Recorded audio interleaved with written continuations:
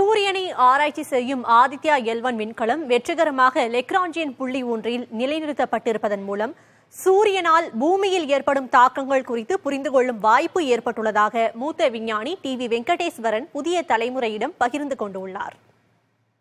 இப்பதான் இஸ்ரோ வெற்றிகரமாக அந்த L1 புள்ளியை சுற்றி ஆதித்யா L1 விண்கலம் நிலைநிறுத்தப்பட்டிருக்கு அப்படின்னு அறிவிச்சிருக்காங்க. மிக மகிழ்ச்சியான ஒரு தருணம். இந்தியாவுக்கு இது ஒரு முக்கியமான ஒரு மைல்கல். இஸ்ரோ சூரியனை ஆராய்ச்சி செய்வதற்காக எடுக்கிற ஒரு நடவடிக்கையினுடைய முதல் படி அப்படின்னு நம்ம சொல்லலாம். அதே மாதிரி நாம இந்திய ஆய்வு நிறுவனங்கள் உருவாக்கி விண்வெளியில ஒரு தொலைநோக்கியை நிறுத்தி சூரியனை ஆராய்ச்சி செய்வதற்கான ஒரு முயற்சியினுடைய தொடக்கம்.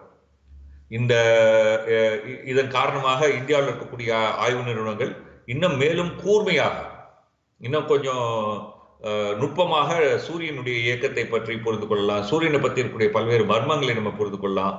சூரியனால் பூமிக்கு ஏற்படக்கூடிய தாக்கங்கள், உதாரணமாக காலநிலை போன்ற மாற்றங்கள் ஏற்படக்கூடிய தாக்கங்கள் குறித்து நம்ம புரிந்து கொள்ளலாம்.